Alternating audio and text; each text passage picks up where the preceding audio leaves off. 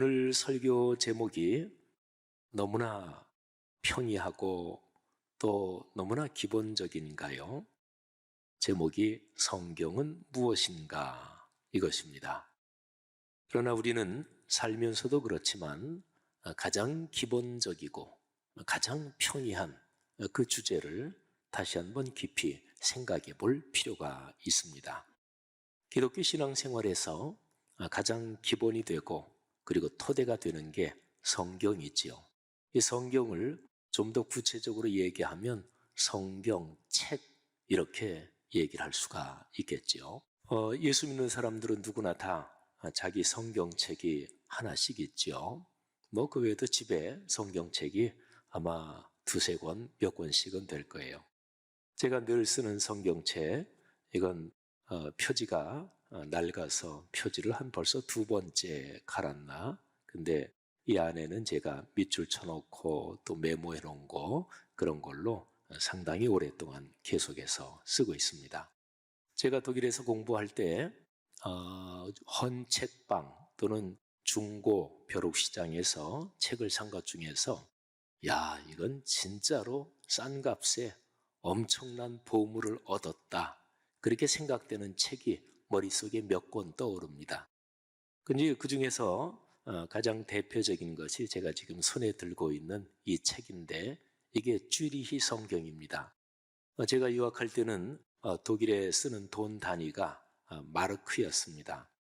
정확하게 기억은 안 나는데 4마르크는 넘지 않았던 그런 기억이 있습니다. 그러니까 그때 당시에 마르크가 500대 1이니까 이 성경, 신구약 다 들어있는 건데요. 이거를 2,000원도 안 되는 돈을 주고 사서 그래서 평생 제가 가지고 보고 또 묵상하고 하는 책이죠. 너무너무 잘 샀고 또 표지가 아주 빨간색이고 크기가 적절해서 아주 귀한 그런 성경입니다. 여러분에게는 여러분이 인생길을 걸어가면서 여러분이 가지고 있는 성경과 어떤 기억 또 어떤 추억들이 있으십니까? 기독교 신앙은 근본적으로 하나님의 가르침에 대해서 큰 틀의 인식, 가치관이 분명해야 됩니다. 사랑과 평화, 또 희생과 겸손, 또는 모든 사람을 종교, 인종, 피부색, 국가 이런 걸 넘어서 사랑해야 된다. 굉장히 큰 틀의 가치들이지요. 이런 인식이 명확해야 합니다. 신앙생활을 한다는 것은 올바른 그리고 선한 가치관을 명확하게 자기 마음에 확신하는 이게 이제 아주 중요한 토대입니다. 그런데 동시에 이런 가치관이 구체적인 내 생활 속에서 실제적으로 어떻게 실천되고 있느냐, 이 점이 중요합니다. 모든 사람을 사랑한다 그럴 때 우리는 가장 자주 만나는 가족이나 또는 교회 성도들이나 내 직장 동료를 마땅히 사랑해야 되는 거지요. 하나님이 창조하신 자연 세계를 잘 보존하는 게 그리스도인한테 아주 중요한 것이지요. 환경 보호, 이거는 그리스도인으로서 하나님 앞에서 마땅한 일입니다. 그런데 이런 커다란 인식, 그러면 구체적으로 내가 실제 생활 속에서 일회용품을 전혀 안 쓸 수는 없겠지만 가능한 대로 얼마나 줄여 쓰고 내가 거기에 대해서 신경을 쓰느냐. 만일에 구체적인 그게 없다면 하나님께서 창조하신 이 세계를 내가 사랑합니다, 보호하겠습니다. 그거는 빈말이잖아요. 그죠? 그래서 기독교 신앙에서는 아주 구체적인 실천 또는 삶의 현장이 중요한 거죠. 우리 기독교 신앙에서 성경책은 바로 그런 가장 구체적인 눈에 보이는 거고 손에 잡히는 거고 내 성경책이 있는 거고 그런 거잖아요. 요한복음 5장에서 예수님께서 신앙의 가장 기본적인 방향을 그런 식으로 설명을 하십니다. 요한복음 5장에는 예수님께서 38년 된 병자를 베데스다 연못가에서 치유하시는 장면이 기록이 되어 있습니다. 그런데 치유하시는 그날이 안식일이었습니다. 그래서 유대인들이 예수님에 대해서 저 사람이 율법을 어긴다 생각을 하고 예수님을 사실은 죽이려고 하고 있었습니다. 그런데 예수님께서 이런 말씀을 하십니다. 요한복음 5장 17절인데요. 내 아버지께서 이제까지 일하시니 나도 일한다. 유대인들이 이 얘기를 듣고 더 말하자면 심각해졌습니다. 안식일을 어긴 것만 해도 심각한 것인데 예수라는 사람이 하나님을 내 아버지 이렇게 얘기하면서 하나님과 자신을 같이 동등하게 이렇게 표현을 했으니 유대인들의 그런 고지식한 입장으로 보면 신성모독이지요. 그래서 유대인들이 더욱더 예수를 죽이려고 합니다. 그런데 그런 과정 가운데서 예수님께서 이런 얘기를 하십니다. 내가 사역하고 내가 일하고 내가 가르치는 게 정당하다. 그러니까 하나님의 뜻에 맞는 거다. 유대인들은 그렇게 보지 않았죠. 안식일을 어기고 또 하나님과 자신을 동등하게 그렇게 표현하니까 저놈은 죽어야 될 놈이다. 어떻게 하든지 죽여야 되겠다. 근데 예수님은 내가 하나님의 뜻을 실천하고 있는 거다. 그러면서 예수님이 그 증거로 세 가지를 얘기합니다. 그러니까 내가 정당하다. 내가 지금 하나님의 뜻을 행하고 있다. 거기에 대한 증언 세 가지를 얘기합니다. 첫째는 세례 요한의 증언입니다. 세례 요한이 예수라는 이 사람이 바로 하나님이 보내신 그리스도 메시아시다. 이렇게 공개적으로 많은 사람들 앞에서 얘기를 했지요. 세례 요한은 그 당시에 아주 잘 알려진 사람이고 많은 사람에게 존경을 받는 사람이었습니다. 그러니까 세례 요한이 나에 대해서 그렇게 증언했다. 이거는 굉장히 신뢰할 만하잖아요. 그런데 거기에서 한 단계 더 나가십니다. 더 큰 증언이지요.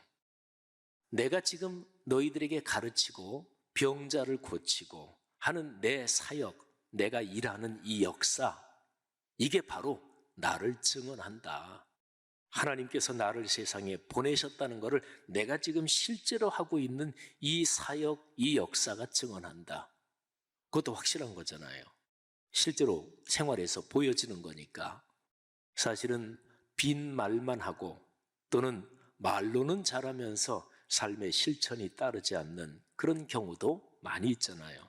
근데 예수님은 당신이 말씀하신 대로 살았고 어려운 사람 도왔고 딱한 사람 병을 고쳐주셨고 그리고 하나님의 말씀을 정확하게 풀어 가르치셨습니다. 내가 하는 이 모든 역사가 곧 내가 정당하다는 것을 증언한다. 자, 그런데 세 번째, 예수님은 가장 최고의 증언을 동원하십니다. 오늘 여기 성경 본문에 기록된 것입니다. 37절에 보면 나를 보내신 아버지께서 친히 나를 위하여 증언하셨다. 그러니까 하나님 아버지께서 직접 이 예수라는 이름이 붙은 이 사람은 내가 보낸 메시아 그리스도고 사랑하는 내 아들이다. 하나님께서 친히 그렇게 증언하셨다. 예수님께서 세례를 받고 물에서 올라오실 때 하늘에서 그런 소리가 들렸습니다. 이는 내 사랑하는 아들이다. 여러분, 이 세 가지 증언 중에서 하나님 아버지께서 증언하셨다. 이게 말하자면 최종적인 것입니다. 그러면 더 이상 무슨 증언이 더 필요하겠어요? 이제는 끝이잖아요. 그런데 예수님은 여기에서 한 걸음 더 나가십니다. 이제 아주 구체적으로 이렇게 말씀하십니다. 유명한 말씀이 있죠. 요한복음 5장 39절. 한번 귀 기울여 들어보십시오. 너희가 성경에서 영생을 얻는 줄 생각하고 성경을 연구하거니와. 우선 여기까지만 읽을게요. 절반. 너희는 유대인들이에요. 그 당시에 율법학자들 또는 제사장들 또는 신앙이 경건하다고 하는 유대인들, 그 사람들이 늘 하고 있는 거를 얘기하는 거예요. 너희들이 성경에서 영생을 얻는다 이렇게 믿고 확신하고 성경을 읽고 묵상하고 연구한다. 그런데 이 성경이 곧 내게 대하여 증언하는 것이니라. 여러분, 예수님께서 지금 말씀하신 예수님 말씀의 논리를 아시겠어요? 그러니까 그들이 하고 있는 거, 바로 그들이 성경을 연구하고 성경을 묵상하는 너희가 가지고 있는 성경책, 그 내용이 바로 나에 대해서 증언하는 거다. 이렇게 예수님이 말씀하신 거예요. 물론 예수님 당시에 성경책, 그거는 오늘날과 같은 이런 책의 형태는 아니었습니다. 짐승 가죽에다가 하나님의 말씀을 써서 두루마리식으로 둘둘 말아서, 그래서 가지고 다니는 물건은 아니고 회당이나 이런 데 이렇게 보관을 해놓죠. 안식일에 사람들이 모이면 그 두루마리 중에서 이사야서 써진 부분 또는 창세기 써진 부분, 그러면 해당되는 부분을 가지고 두루마리를 펴고 그리고 말씀을 낭독했습니다. 또 설명도 해주고요. 그러면 그 말씀을 들었고 그 말씀을 또 암송도 하고 그 말씀을 묵상하면서 그 말씀대로 사는 거죠. 예수님께서 아주 구체적인 얘기를 하시는 거예요. 이 성경이, 그럴 때 예수님의 말씀을 듣는 지금 유대인들은 금방 이 거룩한 말씀의 두루마리를 금방 떠올렸을 거예요. 바로 안식일, 오늘 아침에도 회당에 가서 들었던 그 두루마리, 그 성경을 떠올렸을 거예요. 그러니까 예수님께서 구체적으로 그렇게 말씀하신 거예요. 영생을 얻는 것, 이게 구원을 받는다는 다른 표현이지요. 그런데 영생을 얻으려면, 구원을 얻으려면 가장 커다란 선물, 그걸 하나님께 얻으려면 성경 말씀을 묵상해야 한다. 그런데 그 성경이 바로 나에 대해서 증언하는 책이다. 이렇게 말씀하신 거죠. 오늘 설교 제목 성경이 무엇인가?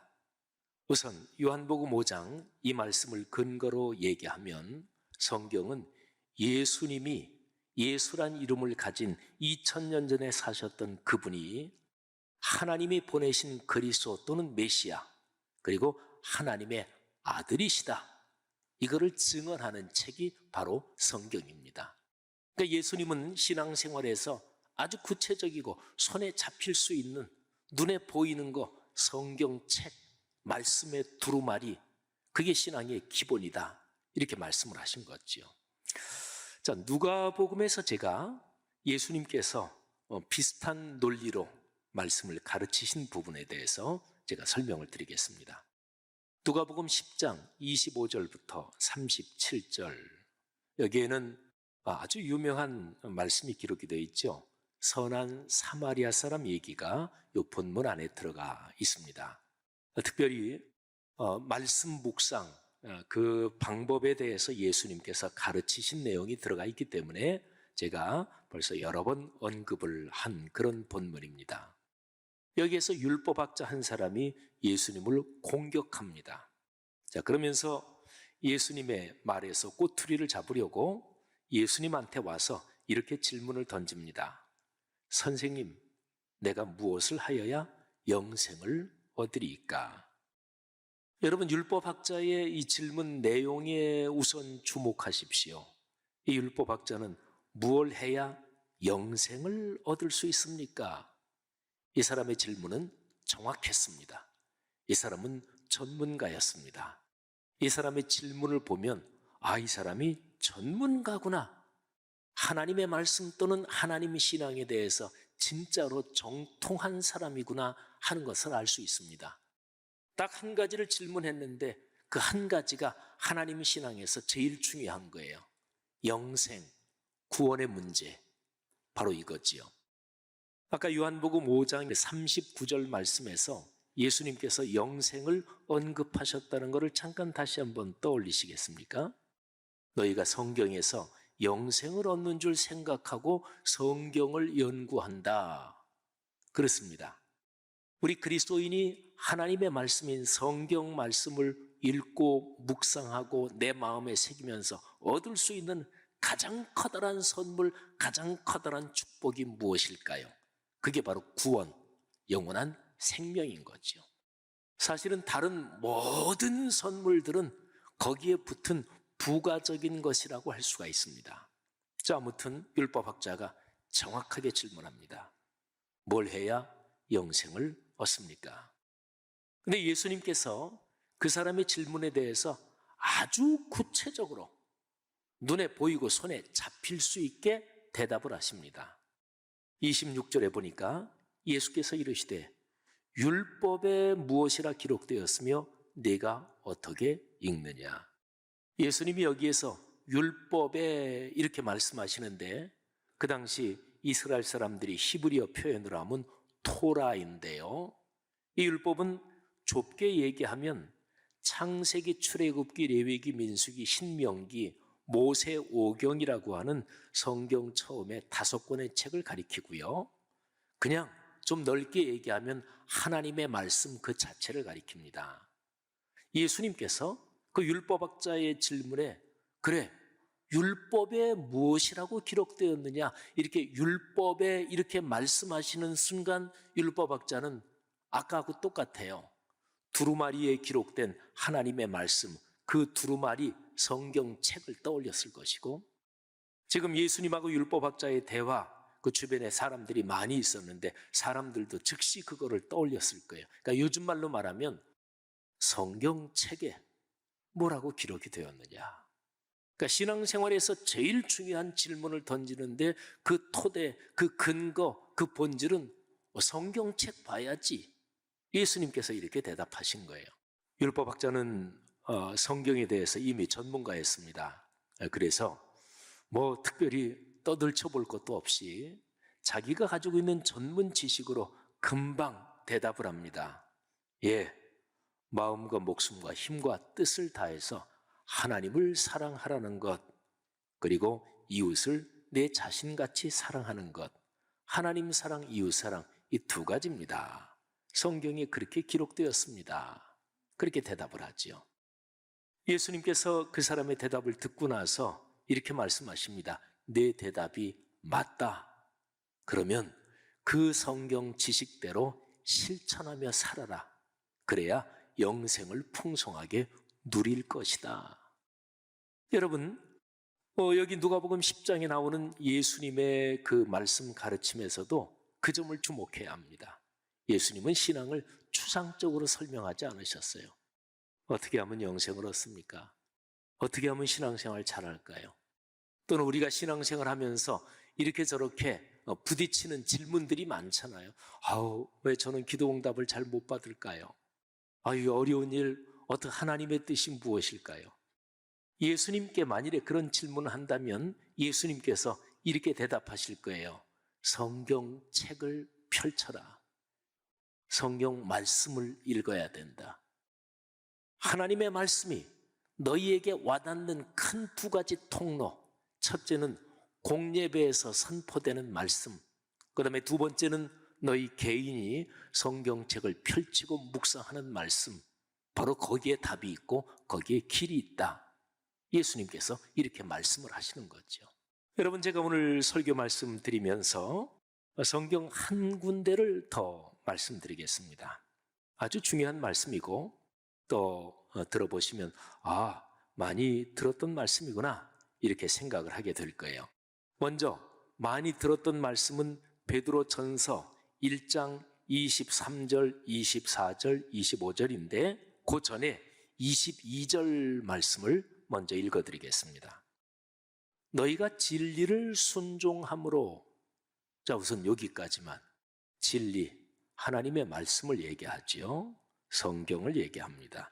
진리를 순종함으로, 그러니까 성경 말씀대로 살았다는 얘기잖아요. 말씀이 삶이 됐다는 얘기지요. 자, 계속 들으십시오. 너희가 진리를 순종함으로 너희의 삶에서 말씀이 삶의 현장에서 살아 움직임으로써 너희 영혼을 깨끗하게 하여 거짓이 없이 형제를 사랑하기에 이르렀으니 마음으로 뜨겁게 서로 사랑하라.